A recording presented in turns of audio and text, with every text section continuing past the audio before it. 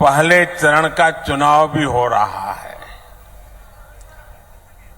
और अब तक जो मुझे खबर मिली है, बड़े उत्साह उमंग के साथ भारी मतदान हो रहा है।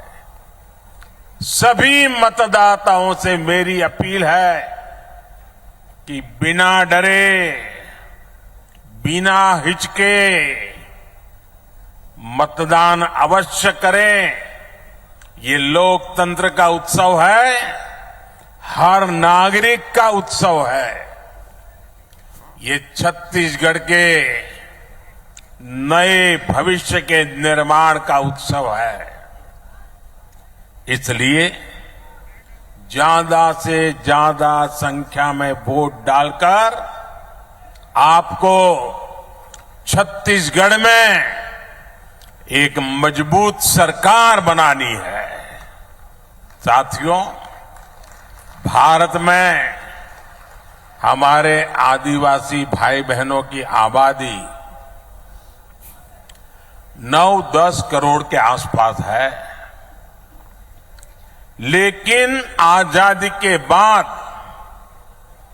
दशकों तक कांग्रेस के लिए आदिवासियों का कोई वजूद ही नहीं था। उन्हें उनके नसीब पे छोड़ दिया था। कांग्रेस ने कभी आपकी चिंता नहीं की, आपके बच्चों के बारे में नहीं सोचा, जबकि भाजपा ने हमेशा आदिवासी कल्याण को सर्वोच्च प्राथमिकता दी है। क्या कभी आपने भी सोचा था कि आदिवासी परिवार से निकली, गांव जंगलों में पैदा हुई, गरीब घर में पैदा हुई एक आदिवासी बेटी देश की राष्ट्रपति बनेगी? आपको गर्व हो रहा है कि नहीं हो रहा है? हर किसी को गर्व हो रहा है कि नहीं हो रहा है? कांग्रेस ने उन्हें रोकने की, उनके अपमान की इतनी कोशिश की आप कल्पना नहीं कर सकते हैं। लेकिन आदिवासी समाज की बहनों को ये सम्मान भाजपा ने ही दिया है। साथियों, जब केंद्र में कांग्रेस की सरकार थी तो उसे लगता था कि आदिवासियों के लिए पैसे खर्च करना मतलब गड्ढे में पैसे डालना, बर्बाद करना, यही उनकी सोच थी। लेकिन भाजपा ने जब भी आदिवासी हितों की बात आई, सरकार का खजाना खोल दिया, तिजोरी खोल दी। दोस्तों, भाजपा ने आदिवासी समाज के लिए केंद्र सरकार का बजट, ये याद रखना भाइयों, याद रखोगे? ऐसे नहीं हाथ ऊपर करके बताइए, याद रखोगे? पक्का रखोगे? आपने मुझे जो काम करने का मौका दिया ना, इस सेवा काल है मेरे लिए, तो सत्ता काल नहीं है। मैं सत्ता में विश्वास नहीं करता, मैं तो सेवा करने के लिए ही पैदा हुआ हूं और आपने मुझे सेवा का ही काम दिया है। आदिवासी समाज के लिए केंद्र सरकार का बजट 5 गुना बढ़ा दिया, 5 गुना। आप खुश हैं? आप खुश हैं? आपको संतोष हुआ? ये मोदी का काम है। आपके बच्चों की पढ़ाई अच्छी हो, इसलिए आदिवासी क्षेत्रों में 500 नए एकलव्य मॉडल स्कूल बनाए जा रहे हैं। अब आप देखिए, हमारे यहां गांव-गांव में अंग्रेजी वाली स्कूल तो है नहीं।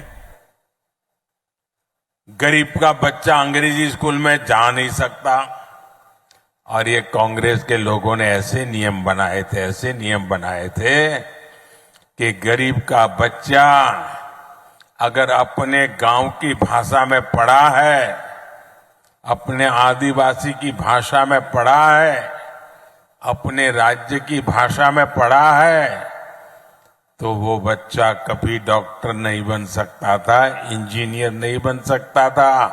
क्योंकि डॉक्टर बनना है, इंजीनियर बनना है, तो आपको अंग्रेजी आनी जरूरी है। देश आजाद हो गया, लेकिन इनके दिमाग में से अंग्रेजी का भूत नहीं गया।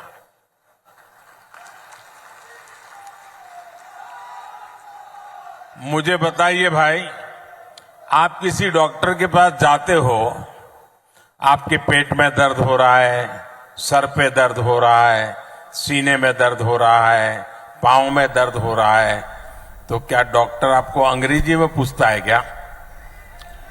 आपकी भाषा में पूछता है कि नहीं पूछता है? आप अपनी भाषा में बताते हैं तो वो समझता है कि नहीं समझता है? तो फिर डॉक्टर बनने के लिए अंग्रेजी जरूरी है क्या? इंजीनियर बनने के लिए अंग्रेजी जरूरी है क्या? ये मोदी है जिसको आपकी तकलीफ का पता है, और इसलिए मैंने तय किया अब गरीब मां का बच्चा भी डॉक्टर बनेगा, इंजीनियर बनेगा। जिस भाषा में वो पढ़ता है उसी भाषा में डॉक्टर बनेगा, उसी भाषा में इंजीनियर बनेगा। पिछले 9 वर्षों में भाजपा सरकार आदिवासी परिवारों को लाखों नए पट्टे दे चुकी है। 9 साल पहले तक जहां 23,000 सामुदायिक पट्टे दिए गए थे, सामुदायिक पट्टे, वहीं हमने 80,000 से अधिक नए सामुदायिक पट्टे दिए हैं। और इसीलिए हर छत्तीसगढ़ी एक ही बात कहता है, भाजपा आवत है, भाजपा, भाजपा। इसलिए सरगुजा ने भी हुंकार भरी है, अब की बार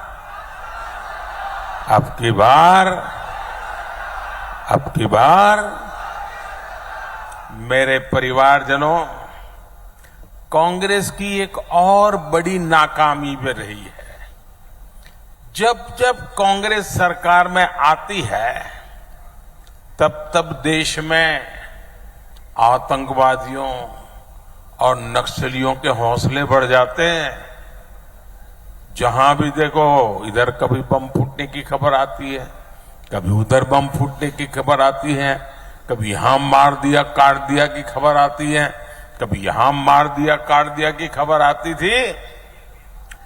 जिस जिस राज्य में कांग्रेस सत्ता में होती है, वहां अपराध का, लूटपाट का राज ही चलता है। कांग्रेस सरकार नक्सल हिंसा को काबू करने में असफल रही है। बीते कुछ समय में भाजपा के अनेक कार्यकर्ताओं को हमसे छीना गया है। अभी भी कुछ दिन पहले हमारे एक साथी को गोली मार करके उसकी जीवन तबाह कर दिया। इसलिए भाइयों बहनों, क्या ये बम बंदूक के साए में जीना है क्या? ये बम बंदूक के साए में जीना है क्या?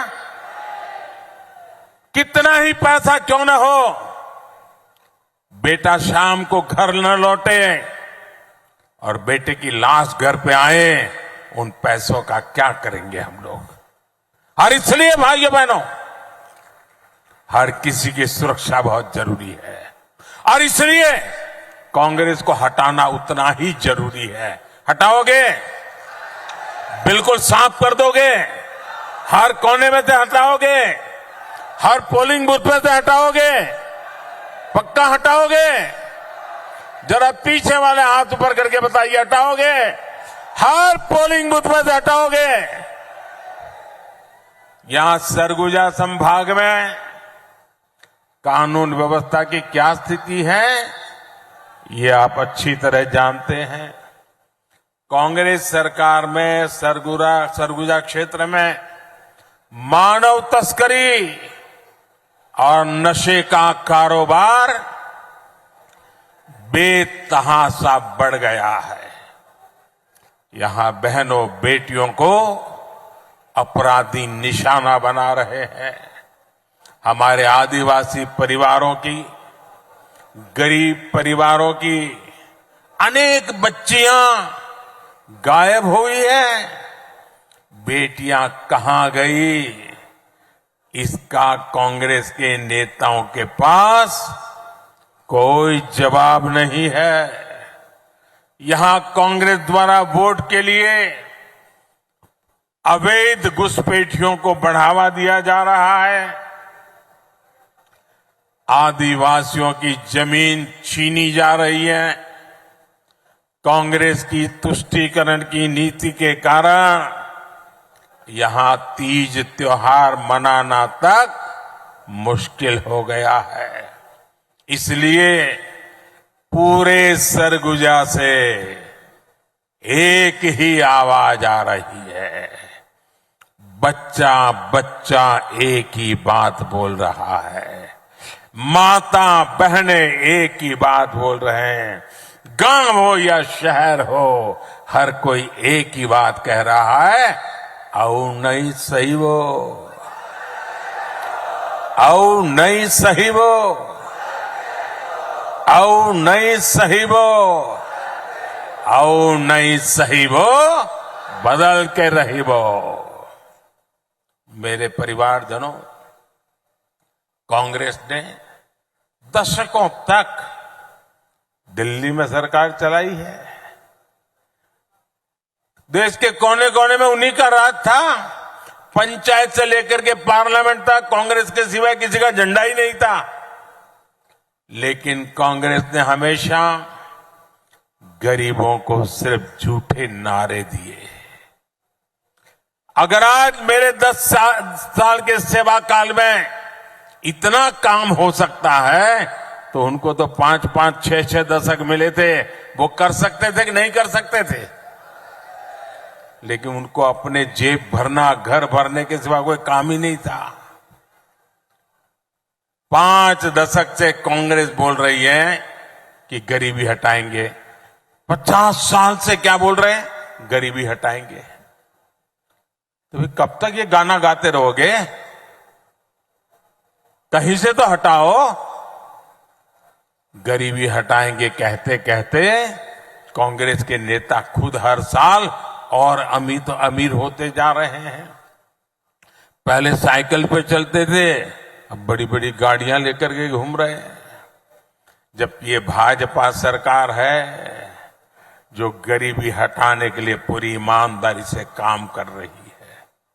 आपका ये मोदी गरीबी से ही निकल करके आया है। एक गरीब के बेटे को आपने यहां तक पहुंचाया है। मैं गरीब का दर्द भली भांति समझ सकता हूं, क्योंकि मैंने गरीबी को जिया है। मैंने गरीबी को भाषण में नहीं सुना है, अखबार में नहीं पढ़ा है, किताबों में नहीं पढ़ा है। मैं गरीबी झेल करके आया हूं। जब कोरोना का संकट आया तो सारी दुनिया मौत से मुकाबला कर रही थी। दुनिया का कोई देश नहीं था जो लोग जिंदगी बचाने के लिए जूझते न हो। सारा दुनिया का जीवन ठप हो गया था। हमारा देश भी बचा नहीं था और तब जाकर के मैंने तय किया था मुसीबत बहुत बड़ी है, दिन रात दौड़ूंगा जागूंगा, मेरे देश को बचाऊंगा, मेरे देश के लोगों को बचाऊंगा। याद कीजिए वो संकट के दिन, याद कीजिए अपने रिश्तेदार भी घर तक आने के लिए हिम्मत नहीं करते थे। उस समय ये मोदी दिन रात आपके लिए दौड़ता था, काम करता था। मैं सोचता था बाहर कारोबार नहीं है, लोग घर के बाहर जा नहीं पा रहे हैं, मेरे आदिवासी बच्चों का क्या होगा, मेरे गरीब बच्चों का क्या होगा? क्या मेरे देश में मेरा गरीब का बच्चा भूखा सो जाएगा? मेरे आदिवासी का बेटा बेटी भूखे सो जाएंगे? मैंने उसी दिन तय कर लिया था, सरकार के भंडार खोल दूंगा, लेकिन गरीब का चूल्हा बुझने नहीं दूंगा। तो सूरजपुर में प्रधानमंत्री नरेंद्र मोदी इस वक्त सभा को संबोधित कर रहे हैं और जमकर कांग्रेस पर निशाना साध रहे हैं।